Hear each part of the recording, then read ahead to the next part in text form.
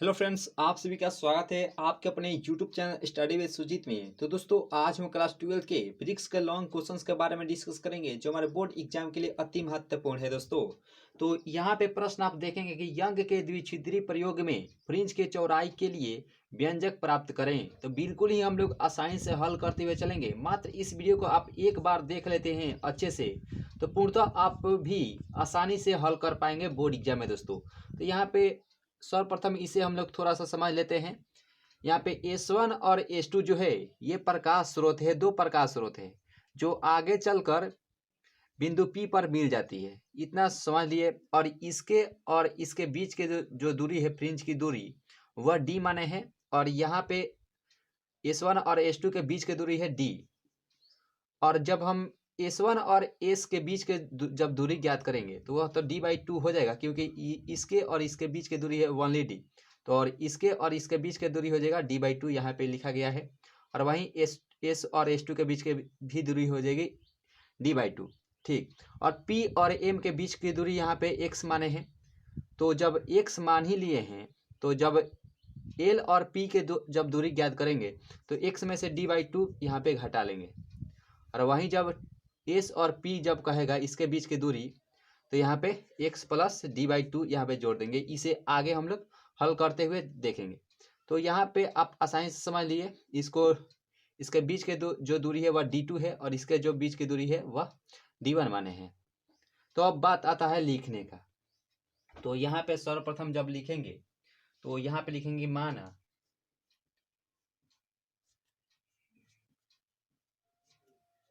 S1 तथा S2 दो प्रकाश स्रोत हैं, दो प्रकाश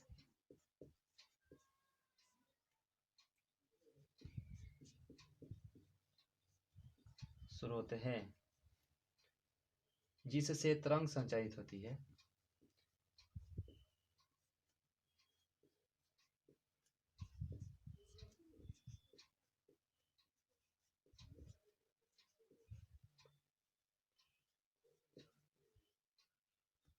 और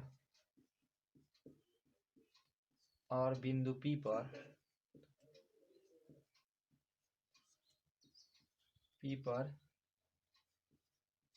मिल जाती है।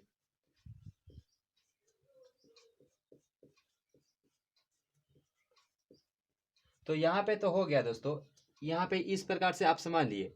तो अब क्या होता है, समकोण त्रिभुज S1LP में, तो यहाँ पे त्रिभुज S1LP से यहाँ पे लिखेंगे। तो S1 और LP से जब हम जानते हैं कि समकोण त्रिभुज में क्या होता है, कर्ण के स्क्वायर बराबर होता है लंब स्क्वायर प्लस आधार स्क्वायर। तो यहाँ पे उसी सूत्र पर आधारित है। यहाँ पे आप देख सकते हैं ये समकोण त्रिभुज है। तो यहाँ पे S1P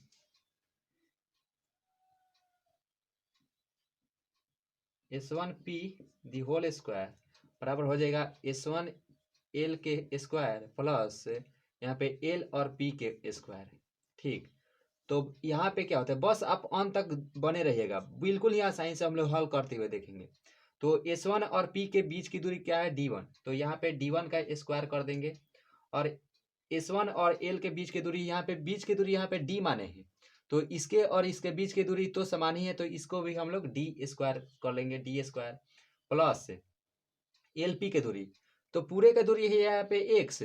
जब x माइनस D/2 घटा लेंगे तो LP का मान निकल कर आ जाता है।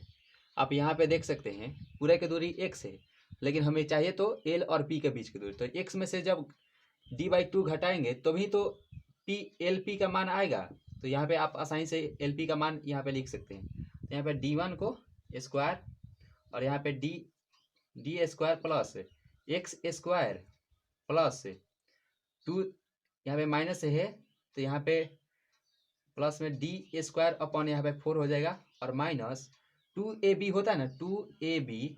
तो यहाँ पे 2 गुने x गुने D/2 होता है। तो 2AB, तो 2 से 2 खत्म, तो अब बचेगा यहाँ पे x और d यहाँ पे लिख सकते हैं। ठीक। यहाँ पे आप आसानी से समझ सकते हैं। तो xd इसको हम समीकरण फर्स्ट मान लेंगे। तो अब क्या होता है, ये तो हो गया पहले का जो प्रकाश स्रोत है, इसके लिए हम लोग कर लिए। तो अब लिखेंगे, अब तो अब क्या होता है, त्रिभुज एस टू टी और पी में, त्रिभुज एस टू टी और पी में, तो इसमें क्या है, तो आप देख सकते हैं कि इसके और इसके बीच की दूरी है d2। तो यहाँ पे s two p whole square बराबर हो जाएगा यहाँ पे s two t whole square plus यहाँ पे हो जाएगा टी और पी के बीच की दूरी, तो यहाँ पे टी और पी स्क्वायर। ठीक, तो यहाँ पे तो ये हो गया, एस टू और पी के बीच की दूरी क्या है, तो यहाँ पे d2 स्क्वायर लिख देंगे, d2 स्क्वायर। और यहाँ पे एस टू और टी के बीच की दूरी यहाँ पे तो d है, तो यहाँ पे डी स्क्वायर हो जाएगा। ठीक, और यहाँ पे देखिए इसके और इसके बीच की दूरी है x, लेकिन यहाँ पे नीचे तक तो बढ़ाना है, तो नीचे जब बढ़ाएंगे तो d/2, तो यहाँ पे जोड़ देंगे d/2, तभी तो एस टी और पी के बीच की दूरी आएगा। तो यहाँ पे x प्लस d/2 के होल स्क्वायर, ये तो a प्लस बी के होल स्क्वायर पर हो गया। तो यहाँ पे d2 स्क्वायर बराबर हो जाएगा D square plus x square plus D के पावर 2 और यहाँ पे 4 आप लिख सकते हैं। और अब प्लस में 2ab होता है ना, 2ab, तो यहाँ पे 2 गुने एक्स गुने d/2, तो 2 से 2 खत्म है, यहाँ पे हम लोग xd हम यहाँ पे लिख देंगे xd। ठीक, तो इसको हम लोग समीकरण सेकेंड मान लेंगे। यहाँ तक तो आपको उम्मीद करते हैं समझ में आया होगा कि ये कैसे कैसे आ रहा है। तो यहाँ पे क्या होता है, अब समीकरण 1 में से समीकरण 2 में से समीकरण 1 को घटाने पर, यहाँ पे हम लोग आसानी से लिखते हैं, समीकरण 2 में से समीकरण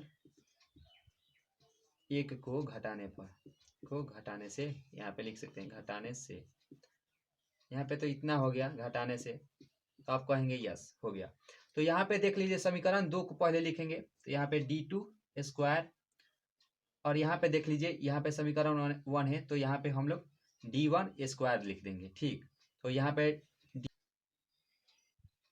पे पूर्णतः लिखा गया है कि डी स्क्वायर यहाँ पे प्लस में है, यहाँ पे डी स्क्वायर माइनस में, तो इसको कटा दिए, और एक्स स्क्वायर प्लस में है और एक्स स्क्वायर यहाँ पे माइनस में है, तो इसको कटा दिए, और डी स्क्वायर प्लस में है और डी स्क्वायर यहाँ पे माइनस में है, तो इसको हम लोग कटा देंगे। ठीक, तो अब बचा यहाँ पे देखिए, यहाँ पे d2 square minus d1 square बराबर हो जाएगा xd, और xd मिलकर यहाँ पे हो जाता है 2xd। ठीक, यहाँ पे आप घटा लेंगे, 2 में से एक को घटाएंगे, तो यहाँ पे आप आसानी से देख सकते हैं कि डी स्क्वायर प्लस में है, तो यहाँ पे माइनस में घटा लेंगे, तो एक्स स्क्वायर यहाँ पे प्लस में है, तो यहाँ पे माइनस जुड़ जाएगा, और यहाँ पे प्लस में है तो यहाँ पे माइनस, और यहाँ पे माइनस में है तो प्लस में हो जाएगा, क्योंकि घटाने पर यहाँ पे प्लस में हो जाता है, माइनस माइनस प्लस हो जाता है। तो यहाँ पे ये तो हो गया दोस्तों।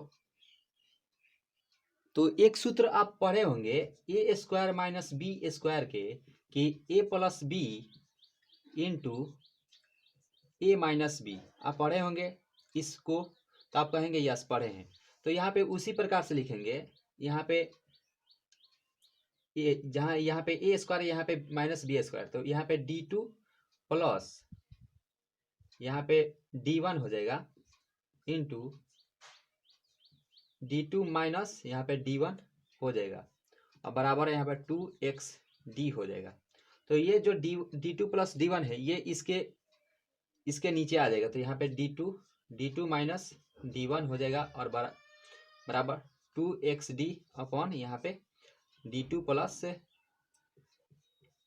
d1 हो जाएगा। तो अब क्या होता है, स्थिति क्या बनती है दोस्तों, अब कि यहाँ पे आप लिखेंगे सिलिटों के बीच की दूरी, यहाँ पे S1P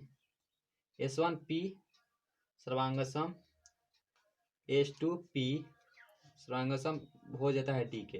क्या होता है कि एक स्थिति ऐसी आती है कि ये इसके बराबर जो हम लोग D1 और D2 माने थे, इस प्रकार से जो दिखाया गया था कि यहाँ पे आप इस प्रकार से था, तो यहाँ पे D1 हम माने थे और इसको हम लोग D2 माने थे, D2। तो एक स्थिति ऐसी आती है कि इसको हम लोग D के बराबर मान लेते हैं, D के बराबर। ठीक, तो D के बराबर यहाँ पे मान लेंगे। तो यहाँ पर आप देख सकते हैं कि यहाँ पे D2 माइनस D1 हो जाएगा, D2 माइनस D1, और यहाँ पे हो जाएगा x2 xd, और यहाँ पे इसको हम d और इसको d, तो यहाँ पे 2d हम लिख सकते हैं, 2d। तो 2 से 2 यहाँ पे खत्म हो जाएगा दोस्तों। तो अब यहाँ पे आप लिख सकते हैं, यहाँ पे d2 माइनस d1 बराबर यहाँ पे xd अपॉन यहाँ पे बड़ा d यहाँ पे हो जाएगा। इतना तो आप समझ लिए। तो इतना समझने के बाद हम लोग यहाँ पे हम लोग देख लेते हैं यहाँ पे।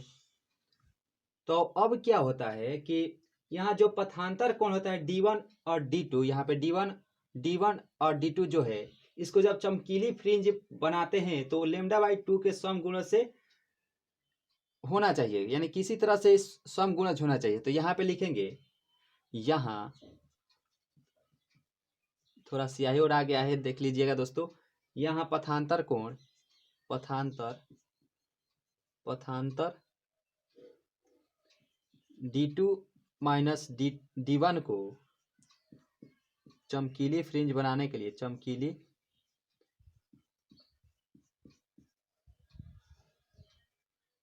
फ्रिंज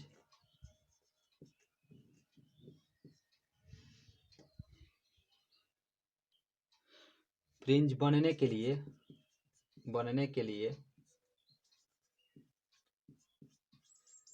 लिए λ/2 के समगुणज होना, λ/2 के समगुणज होना चाहिए दोस्तों। किसी तरह से समगुणज होना चाहिए, समगुणज होना चाहिए, यहाँ पे होना चाहिए लिख देंगे।